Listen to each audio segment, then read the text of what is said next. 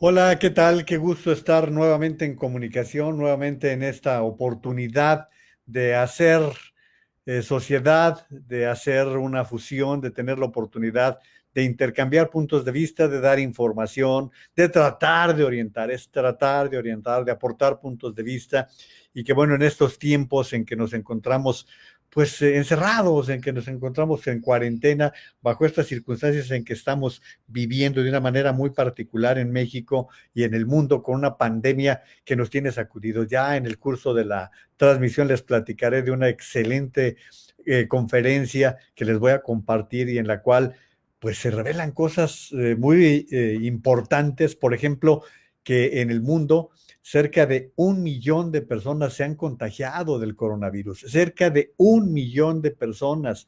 Otro dato que les puedo dar y que va a abonar a lo que les voy a comentar es que el 80% se calcula que a la postre, al final, se van a contagiar.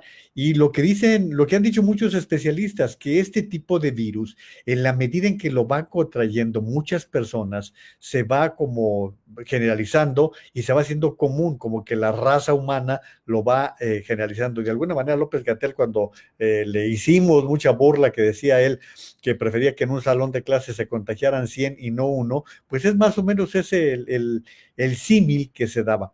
El día de ayer tuve la oportunidad y la suerte de que nos alargamos mucho. Por mí no hay ningún problema, estoy acostumbrado a las grandes transmisiones, a las largas transmisiones. Imagínense trabajar en estaciones de noticias 24 horas, pues se acostumbra uno a eso, aunque ya están viejos los pastores, no es lo mismo Tres Mosqueteros que 20 años después.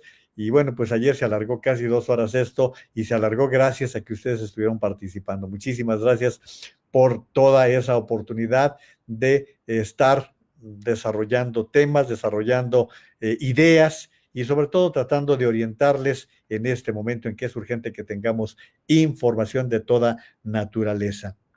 Alicia Esther dice buenas noches, un gusto saludarte, te extrañamos ayer, qué bueno que ya estás de nuevo aquí, Alicia, bienvenida y esperamos que hoy sí el ánimo se nos cae de repente, me platicaban que ayer que alargué mucho el comentario de qué va a pasar después, cómo vamos a estar después de que pase la pandemia, quiénes vamos a ser y también de eso les voy a hablar todavía hoy, me decían que algunas personas cayeron como en una depresión, sí se fueron para abajo con todo eso. Saludos, querida güera, Damari Sandoval, Mili Naveja, también muchos saludos, qué bueno que ya están aquí enlazados. Bueno, ayer yo les hablaba de un tema que suele ser frecuente porque se ha dado con cierta facilidad en los últimos, ¿qué les diré? Los últimos 20 años más o menos, que en muchos espacios de los medios de comunicación se utilizan palabrotas.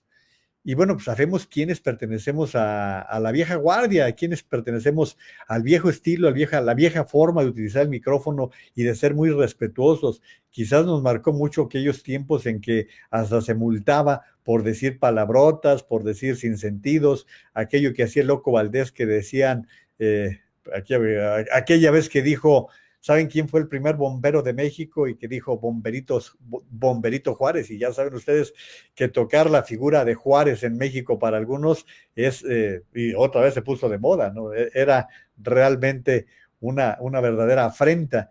Y bueno, pues dijo el loco lo comentó en su programa, me multaron porque dije lo del bombero, el primer bombero de México, ¿sí? Dice, bueno, pues ahí les va para que me den otra multa. ¿Saben quién fue el segundo bombero de México?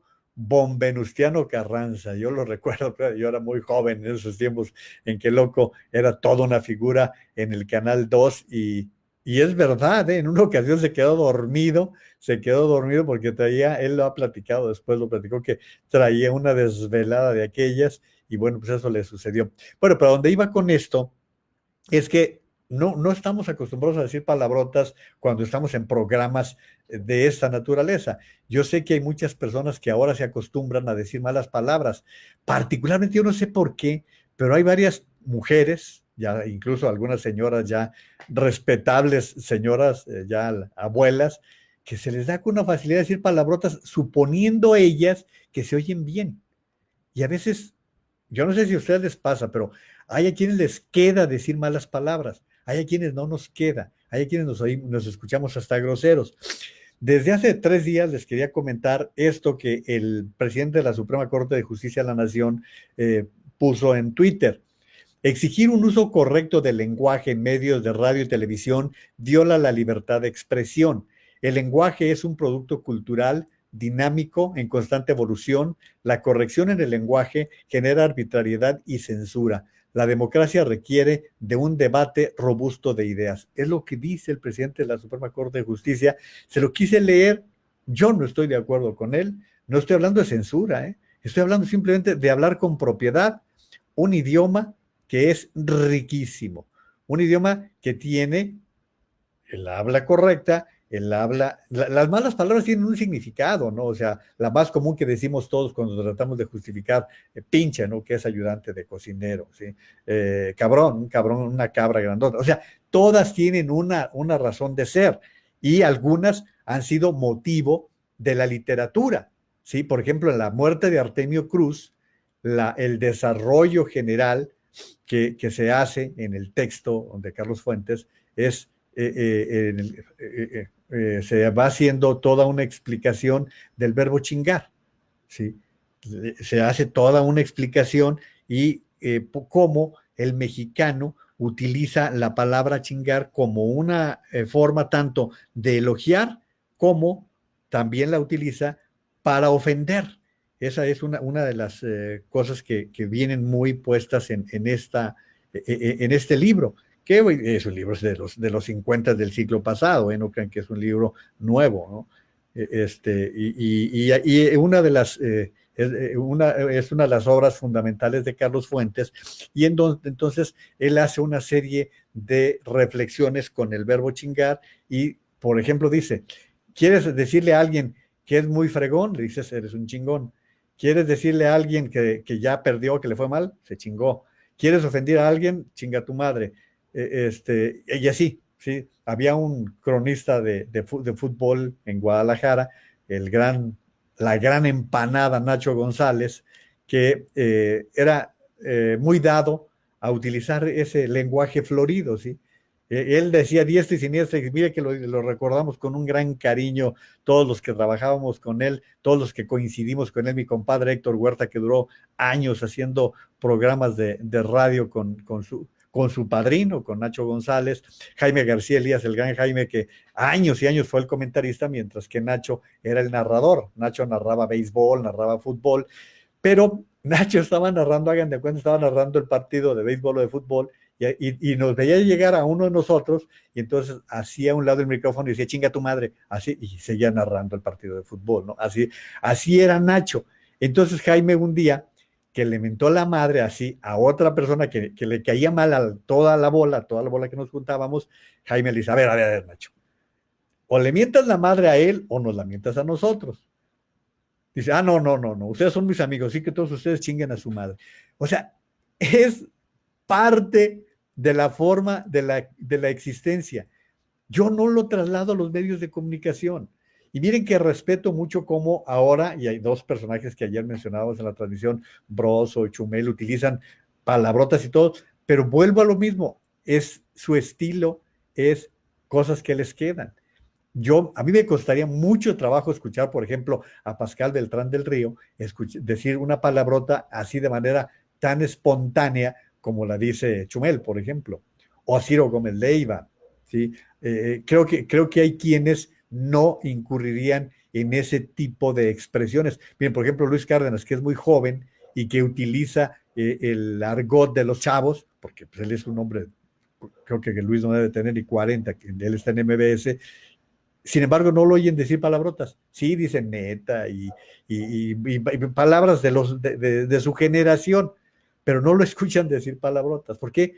Pues porque hay quienes no creemos en eso. Ahora bien, esto es lo que dice el presidente de la Suprema Corte de Justicia de la Nación con respecto al lenguaje florido, o a si hay censura en que se establezcan parámetros para que no se utilicen ciertas palabras. Yo cierro este tema, cierro este asunto diciéndoles, creo que el castellano es una lengua maravillosa, es una lengua hermosísima que nos da para trabajar muchísimo para aprender muchísimo y cada que aprende uno una palabra es un deleite, es un goce. La verdad, yo la verdad disfruto mucho de este idioma porque, pues, aparte de que es mi idioma materno, pues es el idioma que creo que tiene esa facilidad de decir cosas tan hermosas que por eso cuando es un fácil recurso, más bien es lo que quiero decirles, que cuando es un recurso fácil, me parece que es la salida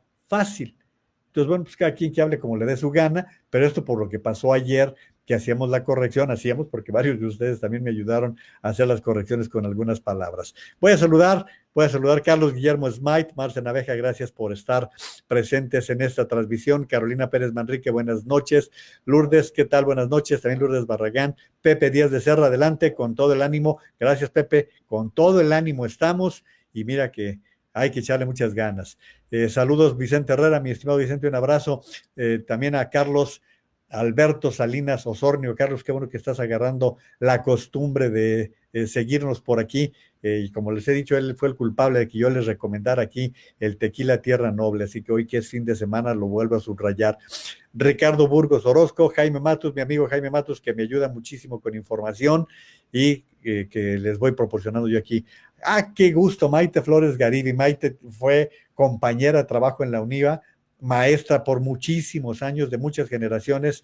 Maite y yo echamos a perder a mucha gente por ahí, así que un fuerte abrazo para ti, mi querida Maite, mi amigo Pedro Mellado, de quien ya les he hablado aquí en varias ocasiones. Fíjense, por ejemplo, Pedro, no me lo imagino que diga al aire una mala palabra, no me lo imagino. Y sin embargo, somos re buenos para decir malas palabras cuando estamos juntos, cuando estamos en una plática de amigos, decimos todas porque nos las sabemos todos. Además, Pedro es del Golfo, así que razón de más para sabérselas todas. Mili, yo tuve un padre que jamás lo escuché decir una grosería. Carlos Guillermo May, saludos a todos. Dice, ha habido, dice, tus noticias, de sus noticias, con mucho gusto. Yola Rodríguez, buenas noches. Joe Martínez, hola, desde Bassett, California, muchos saludos. Pau, mis amigas extranjeras quedaban encantadas cuando les explicaba las groserías que decimos aquí en México y dice, jajaja, sí, a los extranjeros les encanta que digamos malas palabras. Alberto Segura, Jerónimo, ¿qué tal? Que mucho gusto. Lo mismo para Alba Sánchez y Ani Ruiz, Dafne Russell, Dafne, a lo mejor tú menos entendiste todo esto de las palabras altisonantes en el idioma español. Fernando de Sabre, Fer, qué gusto. Hoy no puedo ser muy equilibrado porque Fernando se dedica a vender seguros de todo tipo, seguros de gastos médicos, de vida, y la güera Damaris también, y bueno, pues los dos están en su lucha ahora que se necesita tanto de esto, ahorita que los seguros de gastos médicos son tan indispensables, por lo menos para darnos tranquilidad. Alfonso de León, saludos a Sánchez Martínez, Raúl Miranda, Raúl, ¿qué tal? Flor Patricia Guedea, Delia María, saludos hasta Sinaloa y muchos saludos, mi estimado Rafa. Ni a Rafa me lo imagino diciendo palabrotas y también es bueno para eso, ni a él me lo imagino. Tú eres de la colonia Morelos, si eres de la Morelos o de Jamaica, Rafa, no me acuerdo si tu barrio original es de esas zonas y a pesar de todo jamás te llegué a escuchar una palabrota en el radio. Mari Castro Naveja, también saludos. Alejandra Ulloa, Mili dice, o sea, que podemos hacer sentencias con malas palabras. No, pues podemos hacer maromas con las malas palabras. No cabe duda que es un recurso de mucha fluidez para todo esto. Oigan, quiero comentarles que según esto reapareció el líder de Corea del Norte. Están diciendo, yo tengo mis reservas y como yo soy muy mal pensado, la foto que salió me da para pensar y dudar que sea él, pero bueno, ellos dicen que sí. Según la agencia de Corea del Norte, el líder norcoreano acudió a un evento en Pyongyang y están diciendo que no está muerto, que simplemente se alejó de los reflectores. La agencia estatal KCNA reportó la reaparición del líder Kim Jong-un, quien asistió a la finalización de la construcción de una planta de fertilizantes en una región al norte de la capital Pyongyang, al primer informe de que apareció en una actividad pública desde el 11 de abril. Yo tengo mis reservas. Estos regímenes son muy especiales, tienen su manera de manejar este tipo de cosas. Yo tengo mis reservas. Por lo pronto, la noticia es esa, que reapareció. Ya veremos qué es lo que sucede en los próximos días. Oigan, híjole, yo quisiera darles esperanzas, pero la verdad es que todo indica que por lo menos nos vienen 40 días más para pensar que vamos de salida con la pandemia. Por lo menos 40 días. Es lo que, si bien es cierto que lo que se ha informado por parte de la autoridad es que el 31 de mayo terminaría esta fase, no les extrañe que se extienda hasta el 15 de junio. Ya les he comentado, yo digo, no lo sé, estoy especulando porque también se está especulando mucho con todo este tipo de información que se está dando.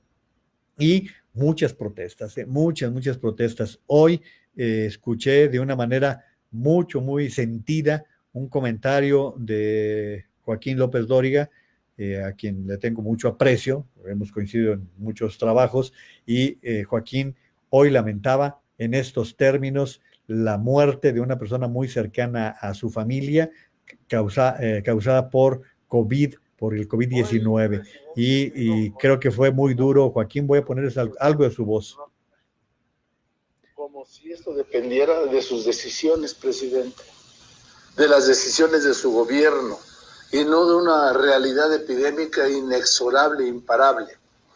Y usted se mueve del vamos muy bien, y somos un ejemplo mundial, hasta digo yo, que la pinche realidad nos alcance. Porque una cosa es la estadística lejana, presidente, sí, y otra la muerte cercana. Le quiero decir, presidente, que ayer la muerte nos alcanzó. Que el querido Ramón Malagón, un compañero de vida, de trabajo, de familia, falleció víctima del coronavirus. Eso es lo que dice Joaquín López Dóriga en Twitter.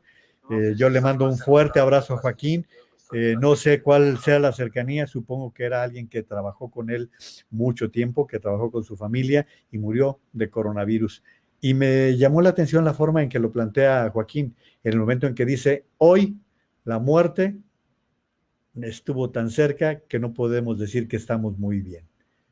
Y bueno, pues se lo quise compartir porque de veras seguimos con esas tonterías de dudar que existe el coronavirus, de decir o de suponer que es mentira. Miren, el día de ayer, esto es en un hospital de Ecatepec, lo que sucedió fue algo muy penoso, muy difícil, muy duro lo que sucedió en el hospital de Ecatepec y que la verdad los medios que lo difundieron fueron varios, no fueron pocos, advertían de gente que se metió a donde estaban los cadáveres y que había 20 cadáveres, es lo que narraron, que había 20 cadáveres, pero particularmente había una familia que decía, la mamá, mi hijo ayer estaba vivo y hoy lo mataron, y ella decía que lo habían matado por las medicinas que le habían dado, que no eran necesarias.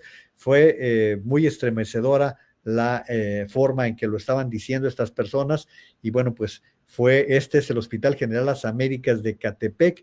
Allí ingresaron por la fuerza, llegaron hasta donde están las bolsas de cadáveres y agredieron al personal médico. Esto fue lo que reveló ayer el equipo de Ciro Gómez Leiva. Y bueno, pues creo que fue muy pesado en el momento en que lo pudimos ver ya algunas personas con la difusión que se dio, y escuchen algo de esto.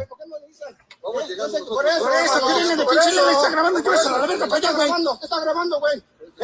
¿Usted sabe algo? Grave si está tu familiar, ¿eh? Hay más de 20 muertos.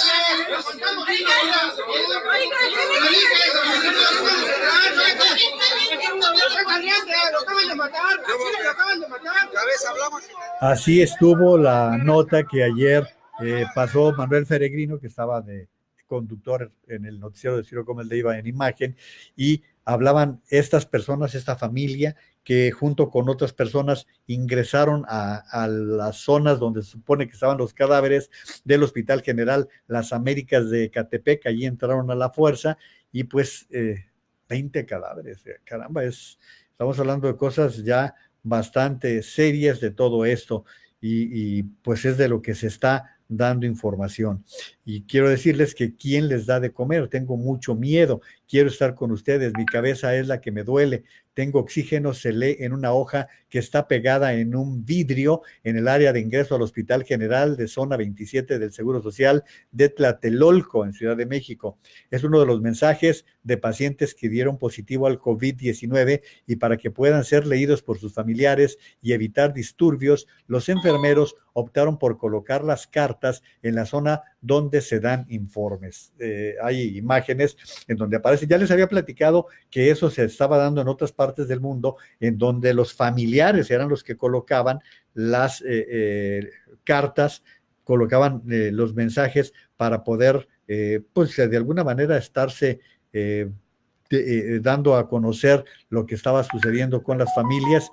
Y bueno, pues es bien difícil este tipo de cosas que se están presentando en muchas partes del mundo y esto particularmente en la Ciudad de México, en donde están rebasados ya los hospitales y las cosas no van a ser para menos. Miren, si estaba hablando que estaba diciéndose que había capacidad para 50 intubados y ya había 100 personas que necesitaban ser intubadas, pues eso resulta muy complicado frente a todo esto que está sucediendo en México, porque no hay capacidad para poder atender a todas las personas que están sufriendo en este momento de todo. Y pues esto es lo que se informó y yo se lo quería simplemente extender. Más adelante les hablo de esta conferencia que es muy importante. Por lo pronto voy a dar las gracias de otras participaciones. Saludos a María Luisa Naveja, César Martínez, Carlos Guillermo Esbay dice, también se le conoció como Nacho González, ha sido cliente del restaurante La Alemana, sí, y era cliente Nacho de La Alemana en este restaurante, perdón, como Nacho Mentiras, sí, también, así le decía Nacho Mentiras. Alicia Esther, yo de repente era muy afecta a decir groserías, y Emanuel, mi hijo menor, jamás dice palabras fuertes, y un día le pregunto, ¿qué no creía que con sus amigos no las dijera? Pues sí. Mari Castro, a veces es necesario decir palabrotas para desahogar el alma, sí, cierto, eso es verdad. Y le respondió a Alicia, su hijo, y me responde que si no eran Cifuentes las que yo decía, saludos a Lucy Bustamante, a Trini Rodríguez. Trini, ¿qué tal? Un abrazo solidario, mi querida Trini, ya me dio la noticia la güera, ya veremos qué se puede hacer. Marcia Naveja, a mí en lo personal no me gusta decir malas palabras, pero respeto a las personas que las dicen, si caer en la vulgaridad, porque son dos cosas totalmente diferentes. Saludo a Yenki Soriano, Gustavo Tejeda Correa, muchas gracias, y dice Emily, así es la gente no cree hasta que le pasa. La falta de empatía o ignorancia es proporcional al problema que tenemos en México. Lourdes Barragán, si el video está en Facebook, es estremecedor.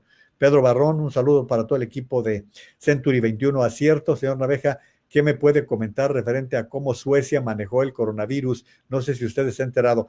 Suecia es de los países que se ha reconocido por el buen manejo que tuvieron, particularmente por la distancia social. Suecia, como todos estos países, han hecho muchas pruebas, particularmente, Pedro, en lo que enfatizaron fue en las pruebas. Segundo, en la disciplina de la gente. La disciplina de la gente ha sido fundamental. Hoy circularon fotografías de Guadalajara, no sé en otras localidades, pero las vi, de mucha gente saliendo a diferentes lugares y se veían congestionadas las principales salidas de Guadalajara. Parece que hay gente que no quiere entender que la distancia social es fundamental a todo esto. Pero Pedro, más que Suecia, el caso es Corea del Sur. Corea del Sur es el ejemplo, es el gran modelo, y el gran modelo es haber realizado pruebas.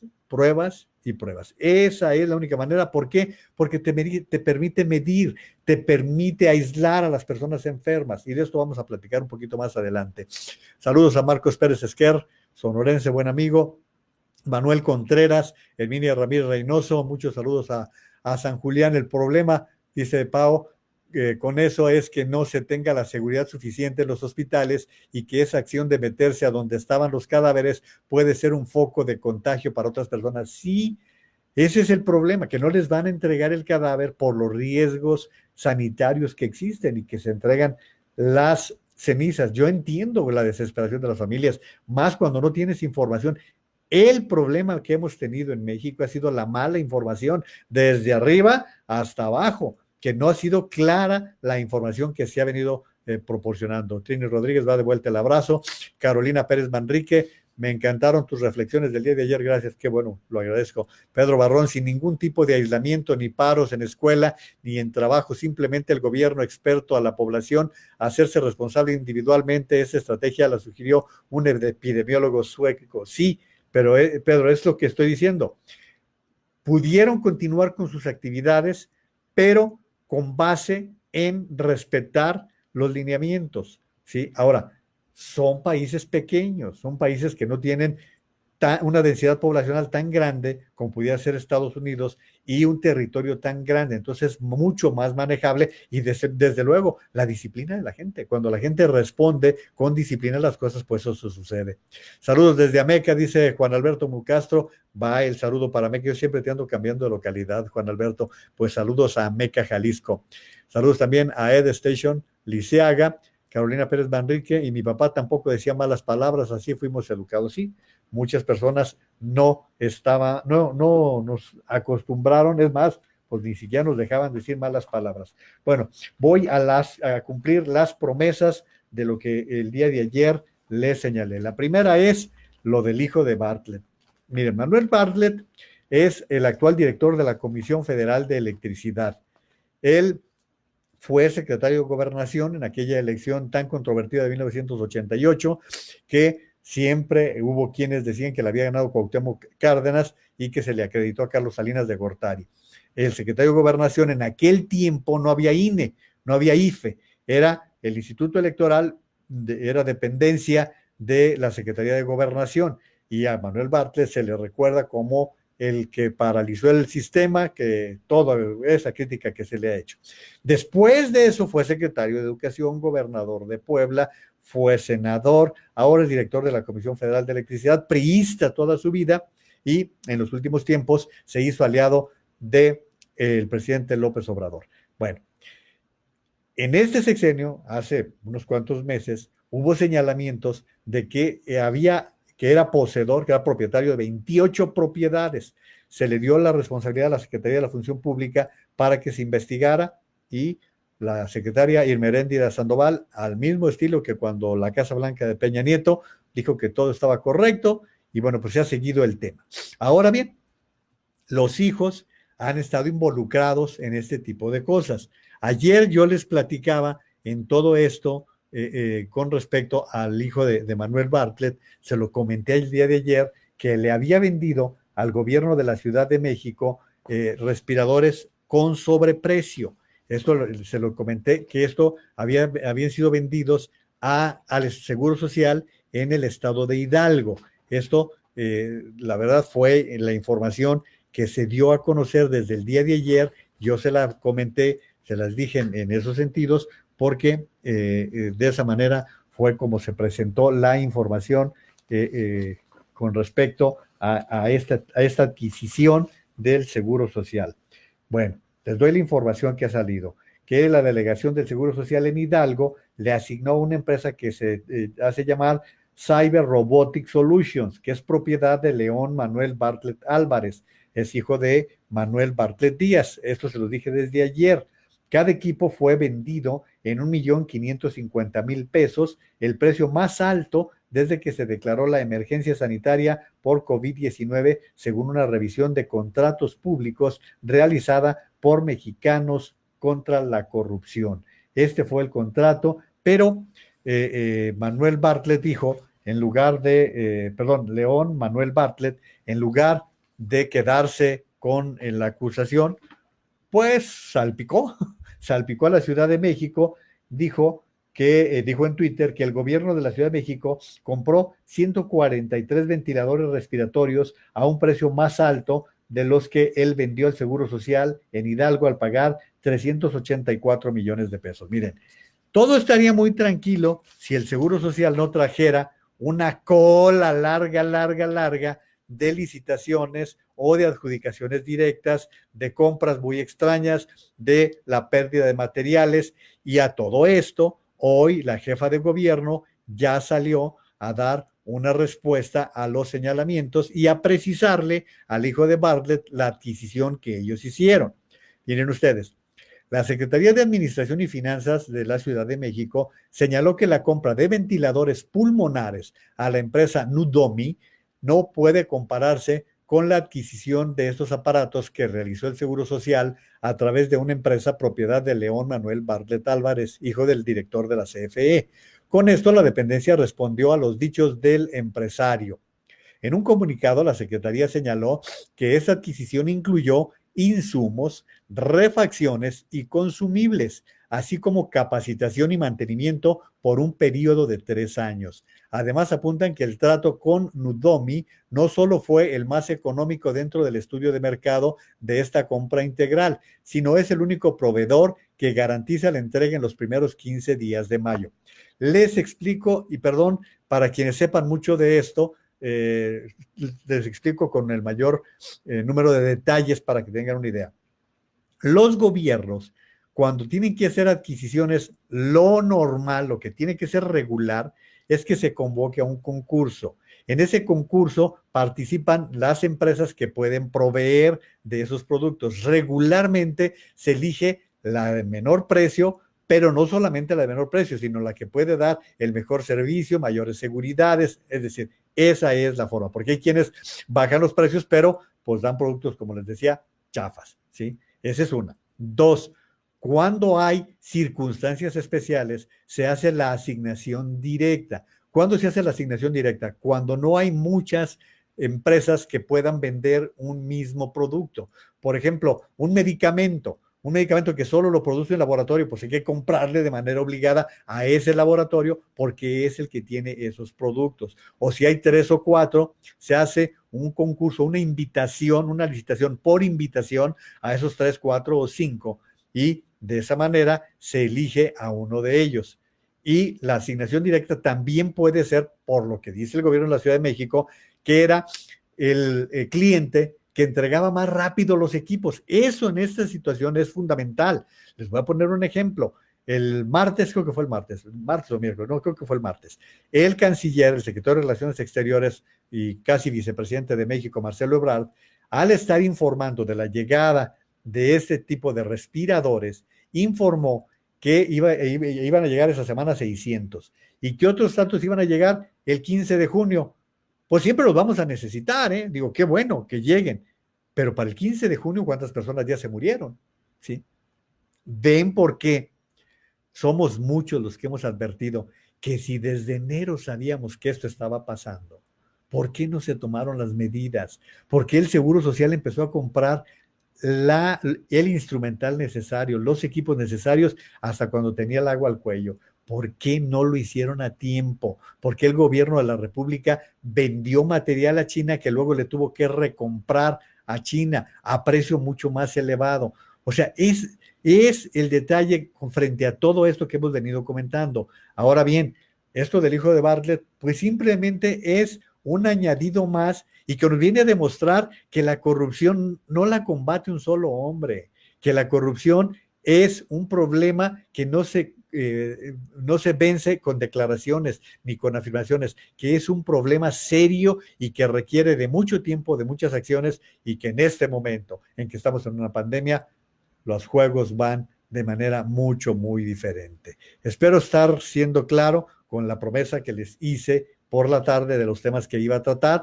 Como les he dicho, si les gusta el programa, pues recomiéndenlo, replíquenlo, inviten a otros para que se sumen a este esfuerzo en el cual estamos haciéndolo juntos, estamos participando juntos. Si llegan tarde, acuérdense que ahí está la grabación para que puedan consultar la emisión correspondiente al día. Ahí está en la página de Facebook, allí está también mi página juanmarianaveja.com y si quieren irse incorporando a mi canal de YouTube, también está en YouTube como Juan María Naveja. Así que, pues, este era el compromiso de hablar sobre este tema. Otras participaciones que estamos teniendo, Herminia, hay personas que hablando con palabrotas son únicas y muy simpáticas, como mi querida tía Cuca, sí, es verdad, es una tía que le salen del alma. Saludos a la abogada María José Viera. Majo, ¿qué tal? Qué gusto que estés en comunicación. Saludos, que estés reincidiendo aquí, mi querido Lalo Cano Camacho. Lalo, un fuerte abrazo, qué bueno que estés por aquí. Mari Castro, sabes, hay otra realidad y es el problema que muchas empresas estamos enfrentando. Te cuento algo, fui a una junta en días pasados en el área de San Juan de Dios, está en Guadalajara. Esta zona es súper comercial. Hay mucha gente preocupada y desesperada porque no van a poder sostener esta situación de ingresos nulos. No solo es decir que la gente ignorante e irresponsable es la que sale. No, María, a ver, aquí lo hemos dicho con mucha frecuencia, que hay la mayoría de mexicanos que tienen que salir a trabajar y tienen que salir a buscarse la papa, porque de lo contrario la familia no come. Sí, eso no cabe la menor duda, y que es la mayoría de los mexicanos que necesitan trabajar para poder comer, y que de las cosas que era indispensable era proteger el empleo, proteger la empresa y aquellas empresas. Ahorita lo que estaba diciendo Pedro con respecto a Suecia.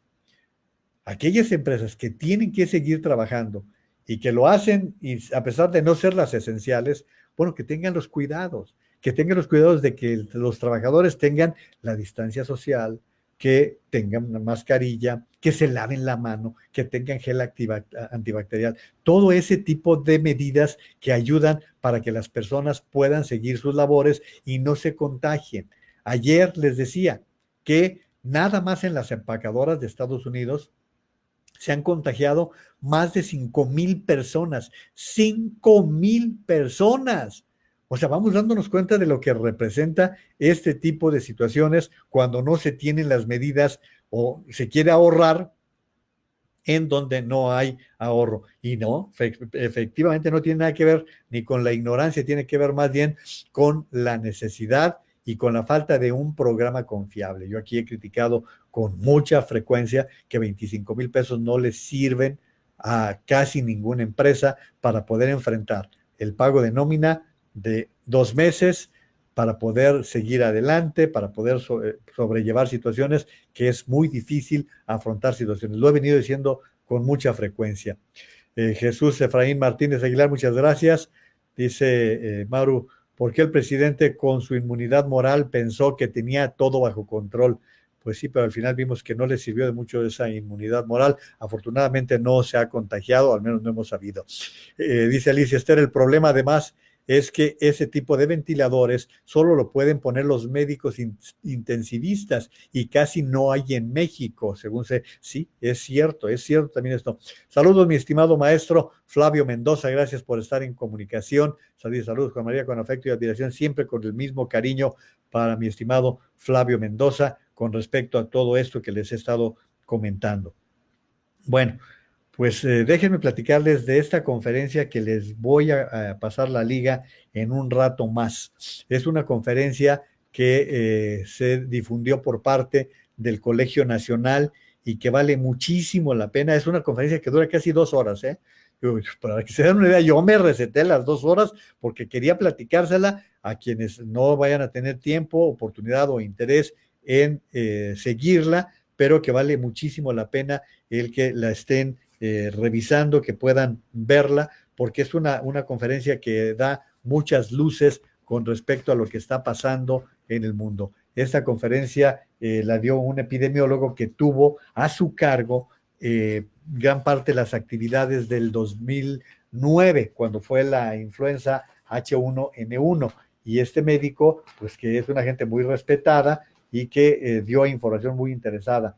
Su nombre es Alejandro Macías y dice que al menos, fíjense lo que les decía, 1 millón de personas están contagiadas de COVID-19. El 30 de abril en México se reconocen 19,220 casos con alrededor del 10% de muertos. Y dice, el doctor Macías da información que a mí me llamó muchísimo la atención. Dice, mientras que la Secretaría de Salud, por no decir el subsecretario López-Gatell, que nunca lo menciona, por cierto, nunca lo menciona, dice, la Secretaría de Salud dice que hay que multiplicar por 8. Dice, yo creo que hay que multiplicar por 50, ¿sí? Los contagiados, que hay que multiplicar por 50 los contagiados, es lo que dice el doctor Alejandro Macías. Y quiero decirles que si esta multiplicación es por 50, bueno, los datos que al día de hoy tenemos, y que le agradezco a Jaime Matus, los confirmados son 22,088 confirmados. A ver, Maru, multipliquen por favor 22,000 por 50 para hacer un cálculo así con el tema que estoy tratando. Y el número de muertos llegó a 2061 según el informe del día de hoy. Y las defunciones de ayer fueron 1972. ¿Qué es lo que explica el doctor Macías? Miren, lo explica de una manera tan padre porque pone la gráfica, y la gráfica cómo se va de cero, cómo va subiendo, y luego cómo llega a alcanzar su máxima expresión, y luego cómo alcanza una especie de línea, pero de línea pareja, de línea pareja en donde se mantiene el número de contagiados. Y esto te lo pone con Italia, con Estados Unidos, con México, y lo malo es que lo que está enseñando de Italia y de Estados Unidos, ellos ya lo pasaron. Nosotros apenas el 27 de abril llegamos a ese punto en donde se va manteniendo el ritmo, y ese ritmo en otros países ha durado hasta 40 días. Por eso les decía, se va a alargar.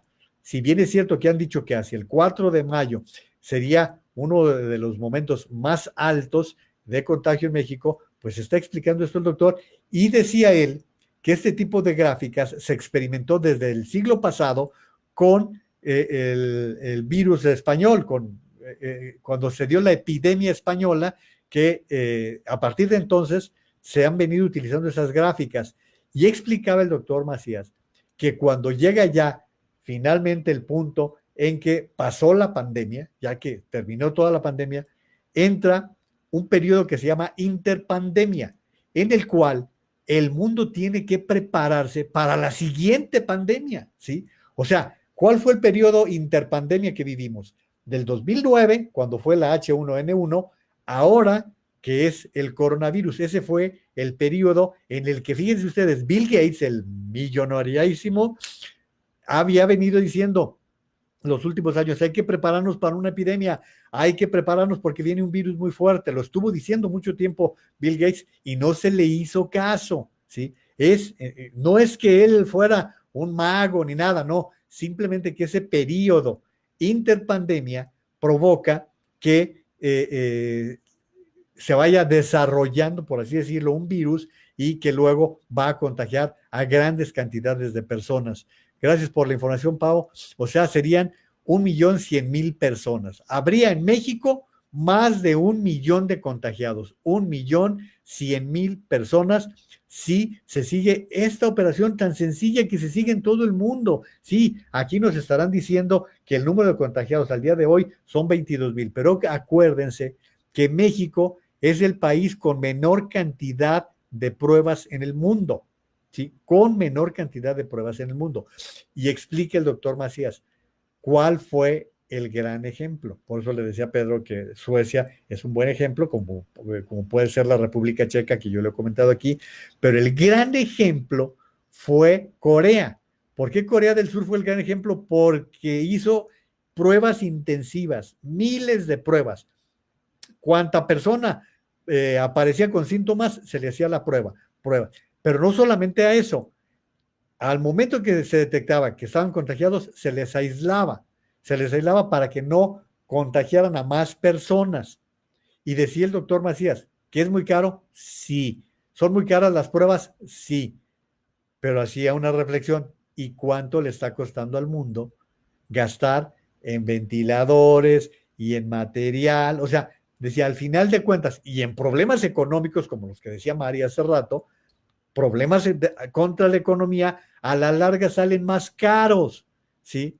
Por eso era tan importante que en enero hicieras compras de pruebas, hicieras compras de equipos, y en México hubiera sido menor el daño.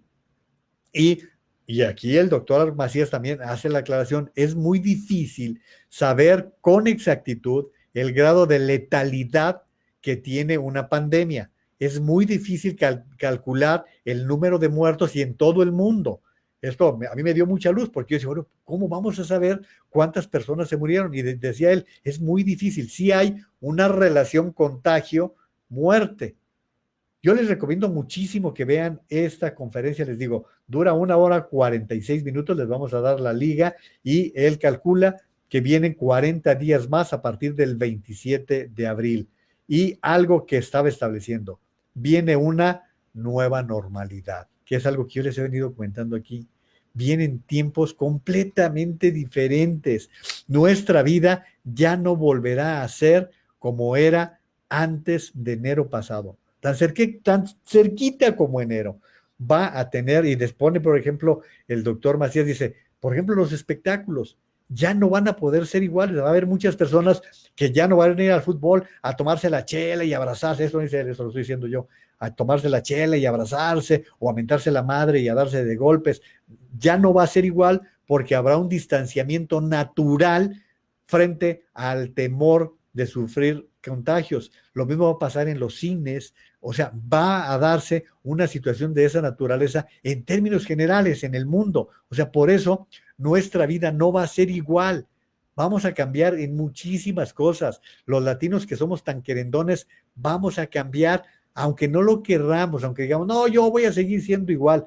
Viene un cambio de actitud frente a todo esto. Luego, otra cosa que me llamó mucho la atención era una reflexión que hacía él, que esto nos da la razón a Estados Unidos. Ahorita las órdenes las da el gobierno federal diciendo del último de abril al último de mayo es el encierro, y las empresas estos y las empresas lo otro. Pero decía el doctor Macías, llega un momento en que la solución, la estrategia la tienen que llevar los estados, y ahí es en donde los gobernadores van a ser puestos a prueba. ¿Por qué? Porque no se puede generalizar lo que pasa en Yucatán con lo que pasa en Campeche, estando tan cerca, o menos lo que pasa con Baja California, o lo que pasa con Puebla o con Tlaxcala. Dice, es muy diferente. Imagínense ustedes un estado como Chihuahua, saludos a Estela Suárez, un estado como Chihuahua, tan grande como 2 o 3 países de Europa, que en un mismo estado es muy difícil poder saber cómo se está comportando el virus. Entonces, primero tendrán que asumir la responsabilidad de los gobernadores, como está pasando en Estados Unidos, en donde Trump, pues en primer lugar lo mandaron por un tubo, pero en segundo lugar, cuando ya lo mandaron por un tubo, dijo, no, pues la responsabilidad es de los gobernadores, que ellos decidan cuándo abren y cómo lo abren. Entonces, dice el doctor Alejandro Macías, primero tendrá que venir una decisión estatal, luego regional, igual, porque no es lo mismo que puede pasar en la zona metropolitana de Monterrey que en un poblado que esté a 100 o 150 kilómetros de distancia. ¿Sí? No es lo mismo que puede suceder, por ejemplo, en Toluca capital que en Villa del Carbón. ¿Sí? O sea, no es lo mismo. No es lo mismo que puede suceder entre Culiacán y Los Mochis. ¿Por qué? Porque pueden tener comportamientos regionales muy diferentes. Dice, y una vez que se dé una división regional, también por sectores, y pronosticaba el doctor, dice, yo veo muy difícil que vaya a haber reanudación de clases. Y daba él el ejemplo, dice, los niños pueden contagiarse de coronavirus y ser atípicos. Fíjense algo bien interesante, que los niños puedan contraerlo, y lo que él dice es que los jóvenes, los muy jóvenes de 30, 40 años para abajo, pueden resistir más. Sí, porque pueden arrastrar menos enfermedades. Ya hemos hablado de los diabéticos y de los enfermos con alta presión y todo eso. Todo, dicen, una persona más joven tiene más capacidad de resistencia, pero puede contraerlo y ser atípico y contagiar a sus abuelitos. Hijo, ¿saben cómo se sintió este abuelito? Bueno, pues es lo que dice. Por eso ven muy difícil que se reanuden las clases. Y hablaba él el caso, por ejemplo, de preescolar, en donde un niño lleve el contagio a otro niño y ese niño se lo lleve a su familia. Entonces, toda esta forma que se está dando, esto es científico, no crean que está hablando a alguien al aventón, está hablando un tipo que sabe lo que está diciendo, miembro del Colegio Nacional en México, y que fue responsable de la epidemia, del manejo de la epidemia en 2009 de la H1N1, y está actualmente ejerciendo en León, Guanajuato, y que esto lo estuvieron difundiendo y que ha sido muy interesante. Lo que lamentablemente hemos tenido que aceptar, que México es el país con menos pruebas en el mundo, y esto lo estamos pagando, lamentablemente. Y lo que les decía al principio de la emisión, le preguntaban, doctor, ¿cuántas personas se van a contagiar? Dice, casi todos nos vamos a contagiar. El 80% de la población en el mundo se va a contagiar. Y entonces, por eso decía, ojalá que rápido exista un medicamento, que rápidamente exista una vacuna para poder disminuir el número de personas contagiadas, para hacer menor el número de personas que tienen que ir a las clínicas, para disminuir el número de personas que necesitan respiradores, para disminuir el número de personas intubadas. Todo esto, decía, que se puede lograr. ¿Cómo? La gran clave que da el distanciamiento social. Tómenla en serio. Los que van en el camión y parece que son siameses y que tienen que ir pegados. No, el distanciamiento social es fundamental, según lo están diciendo todos los especialistas en esta materia. Entonces, yo creo que es bien interesante que vean esta información, este video que les vamos a compartir al final, la liga para que ustedes lo puedan observar. Y bueno, pues les digo, quien tenga su hora 46 minutos y tiempo, yo me lo receté para platicárselo, no iba a ser tan irresponsable de recomendarles algo que no me constara y que no tuviera yo el sentimiento de que valía la pena este documento. Así que me lo receté. Hoy dediqué gran parte del día a todo esto y lo hago con mucho cariño porque me comprometí con ustedes de tratar de hacer cosas bien hechas durante estos días. Saludos a mi querida Leti de la Vega, también para Jenny Morales y dice, ya me dio un pavo el 1,100,000. Sí, imagínense, yo sí creo que en México haya 1,100,000 contagiados, eso sí lo puedo creer, no, y creo que el propio López-Gatell ha admitido, tampoco le ha dado la vuelta, nomás que los multiplica por 8 y pues le da otro tipo de cifras. Saludos a Nena de la Torre, muchos saludos para Nena, y también hoy se confirma Ricardo Sheffield y Joshua, el cantante. Ricardo Sheffield es guanajuatense, es el procurador del consumidor, pues no va a ir el próximo lunes a decir quién es quién en los precios de la gasolina, eso que es absurdo porque le gusta al presidente presentar, porque pues no sabe o se le olvida que las gasolinas están a libre precio de la oferta y la demanda. Entonces, bueno, qué bueno que se esté informando que el procurador contrajo, qué malo que lo contrajo, y también Joshua, pues ese es de mis tiempos, ese es del tiempo de la OTI, por allá de los 70s, 80s, por allá es Joshua, que Joshua yo creo que andar en los 70 años por allí, no es ningún jovencito. Bueno, pues ojalá pronto sane. Saludos, Gustavo de la Cerda, Tutru Delia María. Hace un rato leí una nota donde que Francia amplió su periodo 2 meses más. Es que a Francia se le complicaron las cosas y se le complicaron más a Gran Bretaña. Pero en Francia, Delia María, ha habido un presidente que ha estado de primera. Emmanuel Macron ha sido un presidente consciente de la situación, ha estado actuando de una manera muy consciente, muy fuerte y dando las directrices que tienen que producirse.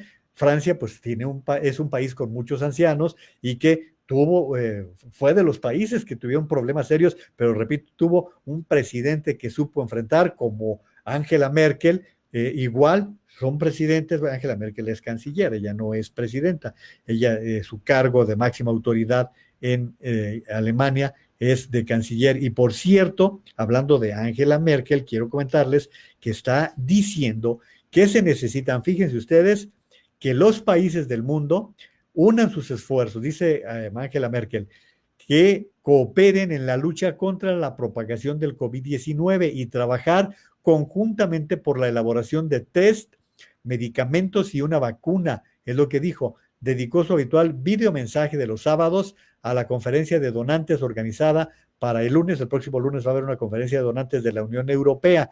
Y ella dice, fíjense ustedes, que los expertos estiman que hacen falta unos 8,000 millones de euros, o sea, unos 10,000 millones de dólares para poder enfrentar esta lucha contra el COVID-19. Cerca de 8,000 millones de euros se necesitan. Por eso dice la canciller alemana que se unan los países para poder apoyar esta situación. Eso es lo que está sugiriendo la canciller alemana, que ha sido para mi gusto una de las mejores gobernantes en enfrentar esa situación. Y por ahí leía, fíjense, algo que a las mujeres les va a hacer sentir muy bien, que las gobernantes que mejor gestionaron esta situación del COVID son mujeres, y ponen el ejemplo de Nueva Zelanda, el caso de Alemania, el caso de Finlandia, creo que Noruega también. O sea, en donde hay mujeres gobernantes asumieron un control tan fuerte que lo hicieron de primera, y en sus países se pudo lograr un control mucho mayor. Que bueno, me da mucho gusto, y esto lo estoy señalando. Les vamos a compartir también algo que la BBC difunde, cómo cambió el mundo hace 100 años con la gripe española, la peor pandemia del siglo XX.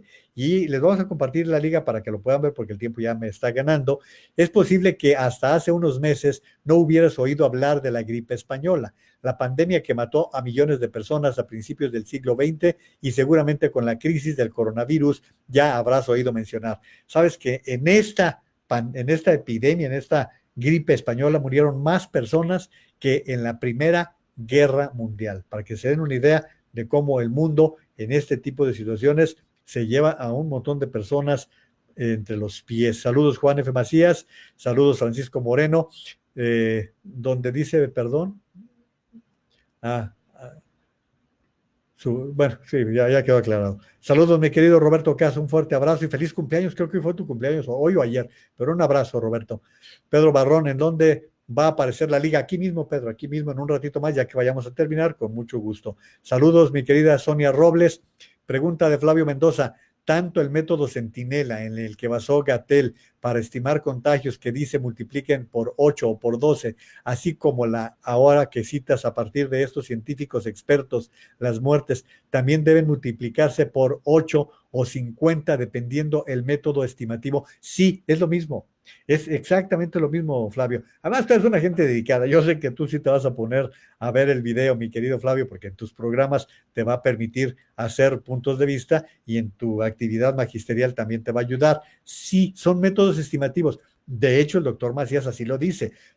Dice, ellos estiman que hay que multiplicar por 8. Dice, yo estimo que por 50. Les platicaba que el doctor Narro, exsecretario de Salud, decía en días pasados que él estimaba que era por 37 y que hasta por 50, según decían algunos científicos. Esto es a cálculo, no hay forma de tener cálculos exactos. ¿Por qué? Pues porque no tenemos pruebas. O sea, en el caso de México no tenemos pruebas. ¿Y por qué se recurrió a la fórmula Centinela? Pues porque era un muestreo. Y como tomó esa decisión, miren, híjole, qué pena tener que decirlo así, pero que se buscó copiar lo que había sido la epidemia de la influencia H1N1, ¿sí? Pero es muy diferente, es mucho más agresiva la coronavirus que la H1N1, a pesar de que nosotros fuimos el epicentro, pero la reacción fue muy diferente. Fue una reacción mucho más oportuna, mucho más enérgica, y una cooperación absoluta. Acuérdense, pues estuvimos 2 semanas en encierro en 2009, ¿a poco ya se les olvidó? Fue algo que se vivió, y que México fue el epicentro, fue el punto en donde se inició, como China, como Wuhan, México fue el epicentro de la H1N1. Saludos, mi querido Héctor García. Saludos también a Francisco Naveja. Hay áreas pediátricas de COVID en los hospitales. Efectivamente, esa información es cierta. Saludos, Marco Aurelio Robledo Gómez.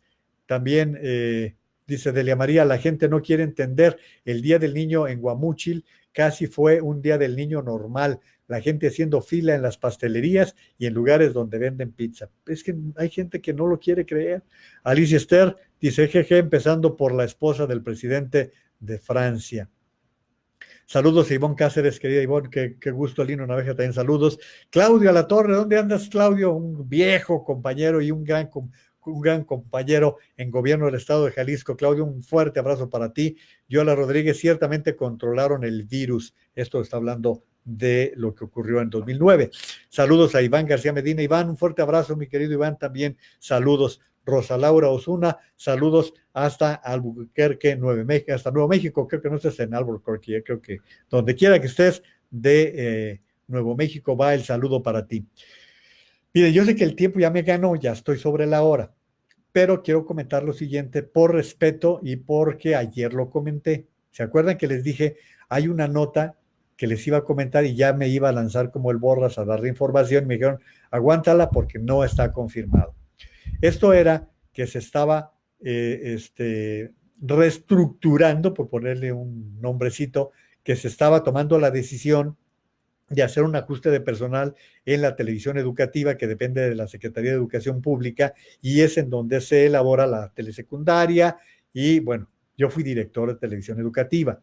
A mí me tocó enfrentar la epidemia del H1N1 como director y lo que hicimos en aquel momento fue producir programas de primaria, porque teníamos toda la telesecundaria que se transmitía para los lugares muy remotos y para algunas localidades urbanas de México. Esa era la telesecundaria, pero no teníamos teleprimaria. Y lo que se hizo fue poner maestros in situ, poner maestros en los estudios para que dieran biología de primero o de segundo o de tercero a tal hora por el canal Aprende TV o por el canal 11, por el canal 22 o por los sistemas estatales que hicieron un gran trabajo, los sistemas estatales de radio y televisión del país. Así lo estábamos haciendo. Y se anunció que habría un reajuste de personal en televisión educativa, lo cual llegaba en un pésimo momento. Imagínense ustedes, en este momento en que se están dando clases por la televisión, bueno, pues se informó ya finalmente que la directora de televisión educativa, Lidia Camacho, tomó la decisión de dar marcha atrás y no despedir injustificadamente a más del 75% de los realizadores de Aprende en Casa. La funcionaria reculó a su decisión y a través de llamados telefónicos le notificó a los empleados que ya había conseguido recursos económicos para continuar con el proyecto. Acuérdense que parte de lo que decretó el presidente de la República fue bajar 75% a los presupuestos de las dependencias. ¿Se acuerdan por qué gente que sabe mucho, como Mario Di Constanzo, hicieron la advertencia de que había programas como Liconza, por ejemplo, que si se les bajaba el 75% del presupuesto, pues se deja de dar leche, así de simple, ¿no? Lo mismo en este caso. Tú despides al 75% de tu personal, pues ¿con qué vas a hacer el trabajo? ¿Con quiénes vas a hacer la chamba? Miren, televisión educativa se hace contratación de personal a largo plazo. ¿Sí? Hacen su trabajo y se les tarda en pagar a 6 meses, ¿eh? Ellos ya lo saben, es una forma de trabajo y qué bueno, finalmente qué bueno que la doctora Lidia Camacho dio marcha atrás y mi reconocimiento para todo esto y yo estoy dando la nota, primero por el cariño que le tengo a la dependencia, en la cual fue todo un placer dirigir televisión educativa en los tiempos de la licenciada Josefina Vázquez Mota. Fue para mí todo un privilegio ser parte de ese equipo y dirigir a todo ese personal, que siguen casi todos allí, siguen casi todos los que están allí. Y fue un gran privilegio, lo quise hacer por mis compañeros que siguen ahí trabajando en televisión educativa y por la necesidad, porque se necesita seguir produciendo para poder atender las necesidades en esta materia. Por lo tanto, estoy cumpliendo con el compromiso que me hice el día de ayer sobre este tema. Oigan, me voy a quedar con el tema de Pemex, pero si lo trato, creo que ya los voy a llenar de datos, los voy a llenar de temas que no tiene caso que les esté proporcionando, porque ya quiero dejarlos descansar frente a todo esto. Creo que mejor el día de mañana, si les parece, con mucho gusto les hablo de lo de que está significando Pemex, de cosas tan graves como que Pemex en este año, fíjense ustedes, nada más en este año, Petróleos Mexicanos perdió en 3 meses más de 1,000 millones de pesos por día. Y les estoy diciendo de algo que es muy importante que sepan, ¿eh? Es bien importante que lo sepan para que tengan una idea de uno de los temas centrales. Este gobierno está hablando de Pemex como la gran solución a la economía de México y es un error sumamente grave. Por eso quiero tratarlo con calma, con dedicación, para que no se pasen algunos aspectos que sí quiero tratar con mucho cuidado. Entonces, les vamos a compartir por aquí la conferencia del doctor Alejandro Macías, que está con está comentando con el doctor Antonio Lascano. El doctor Lascano es toda una celebridad en el mundo de la ciencia, es un hombre muy reconocido en el Colegio Nacional. Les repito, quien tenga tiempo, vale mucho la pena que lo vean, vale la pena que vean esto que dura casi 2 horas, por eso les estoy diciendo lo largo que está.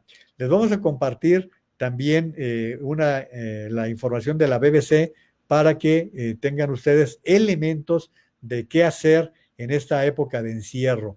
Esto queremos compartir para que también ustedes lo puedan seguir, lo puedan observar, y bueno, ya están viendo allí la información, cómo cambió el mundo hace 100 años, y abajo de cómo cambió el mundo hace 100 años vienen de qué hay que cuidarse, cómo hay que cuidarse, viene mucha información que da la BBC en su sitio en la liga, ahí van a poder encontrarlo. Luego, bueno, se los doy ahorita de una vez, porque son 5 actividades que puedes hacer en casa para mantenerte en forma durante el confinamiento. Esto también lo da la BBC y bueno, va rápido. 1, aprovecha cualquier tarea doméstica para moverte donde estés, muévete, no te quedes fijo, así estés en un mismo sitio. Haz ejercicios con los muebles de tu casa y eso pues creo que ya muchos lo hemos llegado a hacer. También otro tipo de sugerencias, usa objetos caseros como pesas.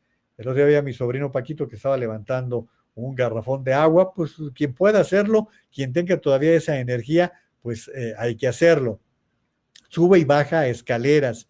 Y 5, practica la respiración diafragmática. Ya saben que el diafragma lo tenemos en lo que le llamamos la boca del estómago. Y tampoco voy a tener tiempo de tratarlo del doctor Irving Gatell, pues ya lo tienen ustedes allí, que vale mucho la pena leer. Desde ayer se lo pusimos y que creo que vale mucho la pena. Y voy a darles aquí mismo a la BBC cómo reducir el riesgo de contagio del coronavirus. Así me voy despidiendo. 1, lava las manos con agua y jabón o utiliza productos antibacteriales a base de alcohol. Cubre la nariz y la boca con pañuelos desechables o con el ángulo interno del codo cuando vayas a toser o estornudar. Evite el contacto cercano con quien esté resfriado o con síntomas similares a la gripe. Cocina bien la carne y los huevos, eso es importante. Cocina bien la carne y los huevos. Evita el contacto sin protección con animales vivos de granja o salvajes. Esto lo está dando la BBC y así se lo estoy compartiendo para que ustedes lo tengan de primera mano, y así se lo quise compartir, como les he compartido en otros momentos, lo relativo a los síntomas. Acuérdense que cuando se presenten 1, 2, 3, sobre todo el síntoma de la falta de respiración, de dificultades para respirar aguas, hay que ir al médico.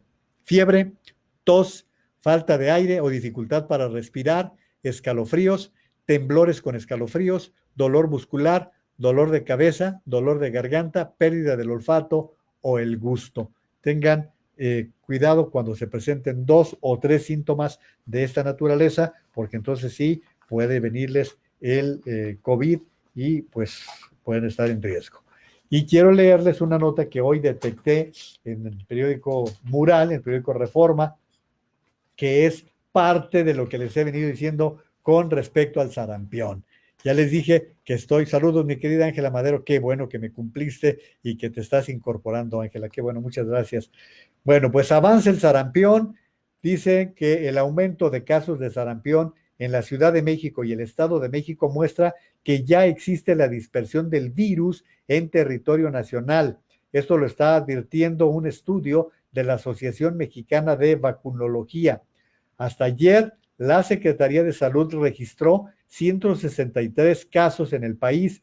De ese total, 147 en la Ciudad de México, 14 en el Estado de México y 2 en Campeche. De acuerdo con el análisis de la asociación, solo los primeros casos reportados en el país al inicio de este año fueron importados y asociados a importación. El contagio lo originó un visitante de Estados Unidos. Estoy hablando de sarampión, no estoy hablando de COVID. Un visitante de Estados Unidos a un reclusorio. Los primeros 3 casos se detectaron el 4 de marzo. No existen documentos que muestren evidencia cronológica del brote por parte de la Secretaría de Salud. Entonces, tengan mucho cuidado y les recuerdo que es bien importante vacunar a los niños contra el sarampión. Y contra la polio también, ¿eh? No se les olvide. El último caso autóctono de sarampión en México se registró en 1995 y la última epidemia en 1989 y 90, con 89,163 casos. De ellos, ¿saben cuántos murieron? 8,150. Entonces, les recuerdo que es bien importante vacunar a los niños contra el sarampión. Se lo he venido diciendo, lo he venido insistiendo. Tengan mucho cuidado, no cuesta nada estar cuidando todo este tipo de cosas. Saludos para Cristian Martínez. Lalo Catalán, pues creo que a ti te estoy repitiendo cosas que te sabes de memoria y que seguro que tú como médico las estás comentando constantemente. Ahí tienen ya las ligas que me había comprometido. Tengo unos libros, una película que quería comentarles y quería sugerirles, pero ya el tiempo me ganó y les quiero dar las gracias por el favor de su atención. Recuerden que si les gusta, pues recomienden la transmisión. Mañana nos volvemos a ver a las 8:30 de la noche. Si les gusta, aquí nos vemos. Si llegan tarde, acuérdense que está la grabación. Recomiéndenos, replíquenla, digan que está bien lo que estamos haciendo, que vale mucho la pena. Ojalá así sea. Yo lo seguiré haciendo con mucho gusto, con mucho cariño y tratando de aportarles cosas nuevas, cosas que les den algo diferente a lo que vienen escuchando, o si lo escuchan, pues simplemente a lo mejor lo reafirman con todo eso. Muchísimas gracias. Allí tienen a un ladito mis redes sociales por si quieren consultar también lo que estamos haciendo en el canal de YouTube, que ahorita tiene muy poquitas participaciones. Pueden irse inscribiendo y lo voy a agradecer mucho. Muchísimas gracias, pásenla bien y por favor, cuídense mucho.